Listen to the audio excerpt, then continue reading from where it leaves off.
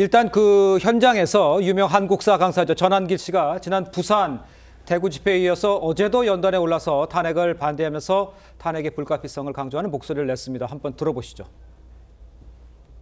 너무 놀랍습니다. 광주시장님 보고 계십니까? 윤석열 대통령 석방하라. 탄핵을 반대한다.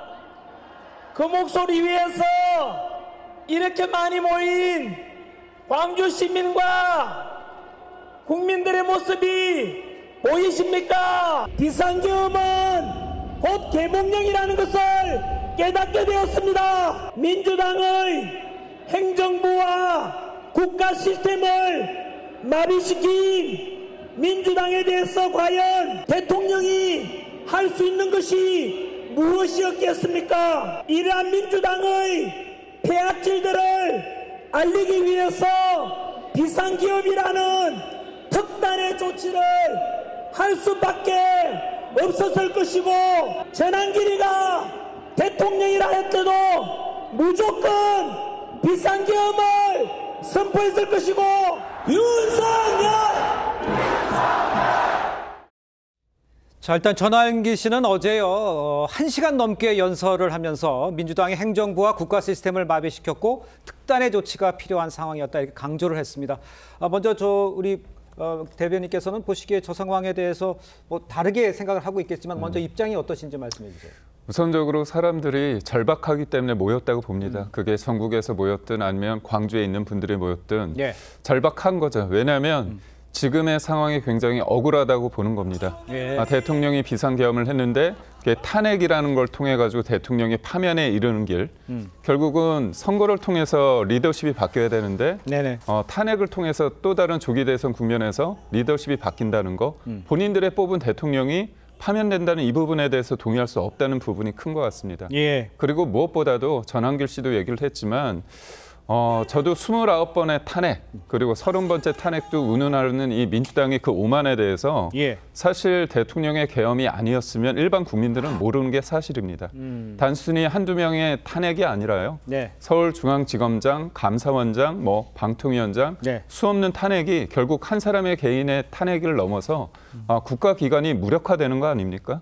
그렇다면 국헌문란과 같이 국가기관, 대한민국이 제대로 어떻게 보면 돌아가지 않는다는 부분에 대한 그런 부분에 대해서 사람들이 뒤늦게 알고 느낀 겁니다. 그렇다면 이 부분에 대한 원인 제공을 과연 누군가 했을까? 그거에 대해 봤을 때 결국은 민주당의 아버지라 불리는 이재명 대표, 사법 리스크가 있기 때문에 시간이 지나면 결국 사법 처리될 수밖에 없거든요. 그렇다면 그런 사법 리스크가 현실화되기 전에 줄탄핵과 대통령의 탄핵을 통해서 조기 대선 국면으로 이끌고자 하는 어떤 민주당의 어떤 정략적인 어떤 행동에 대해서 사람들이 뒤늦게 이제 목도하게 되고 이 부분에 대해서 막아야겠다. 그런 어떤 절실함의 표현이 아닌가 싶습니다. 알겠습니다.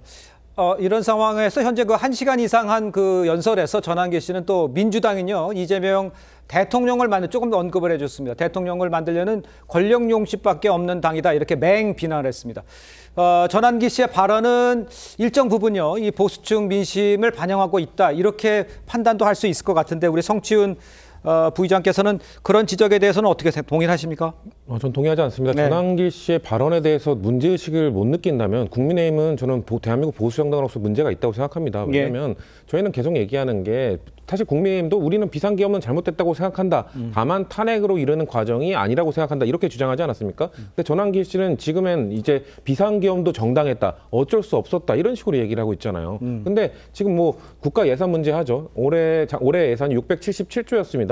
거기서 4조 원, 1%도 되지 않는 4조 원을 깎아서 673조는 그대로 통과시켜줬습니다. 국가가 마비될 정도인가요? 그거에 대해서 전한길 씨는 계속해서 뭔가 이거에 대해서 판결을 내리지 않으면, 기각하지 않으면 반역자라든지 을사오적이라든지 이렇게 대한민국의 헌법 시스템을 부정하는 발언을 계속 연일 쏟아내고 있는데 이거에 대해서 대한민국의 보수 정당이 문제의식을 느끼지 못한다? 자꾸 민주당 탓, 민주당이 어쩔 수 없이 이런 걸 유발한 것 아니냐라는 주장들을 하시는데 민주당 입장에서는 그렇게 생각하지 않고요. 오히려 윤석열 정권 동안 정치가 사라졌던 건 맞습니다. 근데 정치 실종의 원인이 민주당 때문인가? 아니죠. 김건희 여사 때문인 겁니다. 사실 도이치모터스 주가 조작 의혹, 양평고속도로 의혹, 관저 이전 의혹, 모든 의혹들을 덮기 위해서 감사원을 동원하고 온갖 수사기관을 동원하고 이런 모습들을 보니까 민주당에서는 불가피하게 감사원장도 탄핵하고 이런 것들을 진행했던 것인데 예. 자꾸 이것이 알겠습니다. 민주당 탓이다라고 하는 건 저는 부당하다고 생각합니다. 민주당 탓이나 부당하시다고 얘기하셨는데 반박해야 될 것 같아요. 네, 지금 전환기 씨가 국민의힘과 함께하는 것은 아니지 않습니까? 결국 국민의 한 사람으로서 본인의 의사표시를 지금 집회에 나가서 이야기를 하는 것이고 네네. 전환기 씨 스스로가 밝힌 바와 같이 본인은 노사모 출신일 뿐만 아니라 처음에 비상계엄이 있었을 때는 비상계엄에 대해서 오히려 옹호하지 않고 비판하는 동영상을 올리기도 했습니다. 네. 그런데 그 이후에 지금까지 상황을 살펴보니까 민주당이 어떠한 폭주라는 것에 있어서 굉장히 눈을 떴다라는 것이죠. 그리고 네. 거기에 대해서 본인이 일타 강사로서 많은 팬층이 있기 때문에 그분들에게 본인의 의사표시를 한 것뿐입니다. 지금 전환기 씨가 이야기하고 있는 조금 더 과격한 목소리를 오히려 민주당은 겸허하게 받아들여야 된다고 생각합니다. 저것이 국민들의 목소리거든요. 예. 지금 최근의 과정에 있어서 민주당의 폭주를 정말로 목도를 하고 거기에 대해서 목소리를 내는 국민의 한 사람인데 그런 식으로 폄하하는 것은 굉장히 받아들이기 어렵다라고 말씀드리고 싶습니다. 근데 그 저 현장에서는요, 이 전환길 씨에 맞서서 이 또 다른 유명 한국사 강사입니다. 황현필 씨 탄핵 찬성 집회에 참석을 했는데 광주에서 열린 이 탄핵 찬성 집회에 참석한 이 강기정 광주시장과 황현필 씨의 목소리를 함께 들어보시죠. 제가 전환길 씨에게 이렇게 답했습니다. 12.3 윤석열 계엄은 12.12 쿠데타하고 쌍둥이 계엄이다. 윤석열을 막아선 것이 광주 정신이고 그래서 우리 광주 시민은 5.18 민주광장을 절대 당신들에게 열 수 없다. 최소한 광주에서 내란 수괴를 옹호하고 학살을 지지하는 비상계엄을 지지하는 집회를 한다는 것은 홀로코스트가 행해진 곳에 나치 추종자들이 그곳에서 집회를 한다는 것입니다.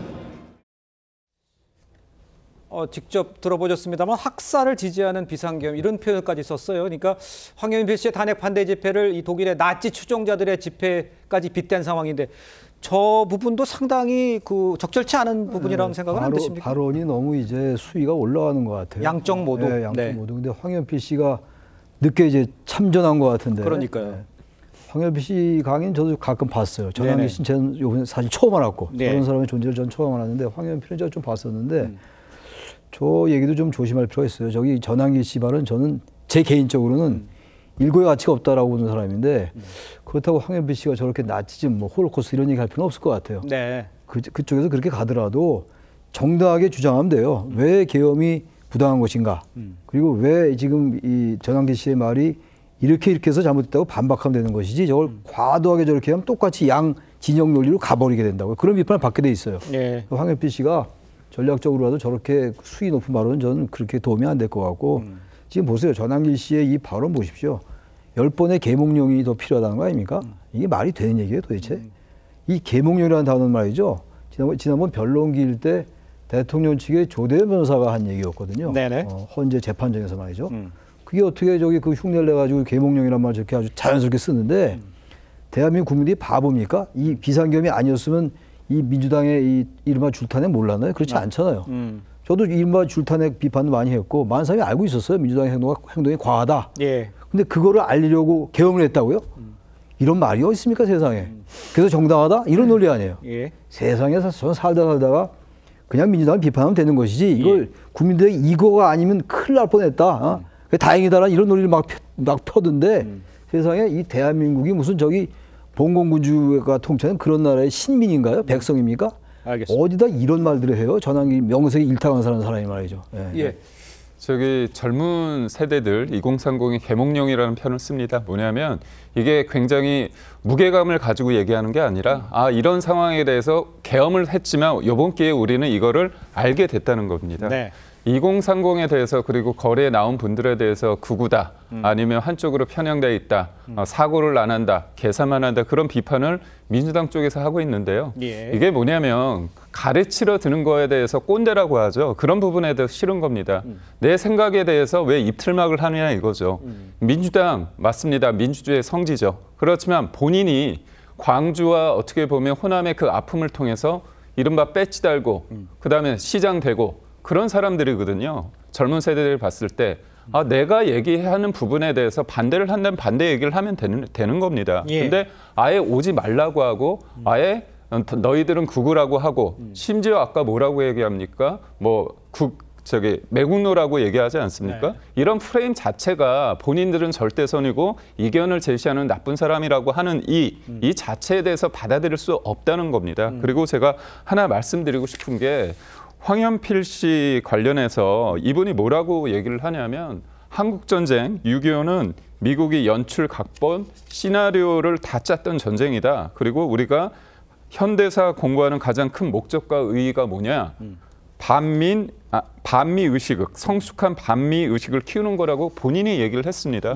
이게 맞는 겁니까? 그러니까 저는 역사에 대한 평가는 다양할 수 있습니다. 그리고 현대사는 굉장히 민감해요. 그렇기 때문에 이거를 어떤 입장에서 하느냐에 따라서 굉장히 다를 수 있는데 본인도 틀 수 있고 본인도 본인 생각입니다.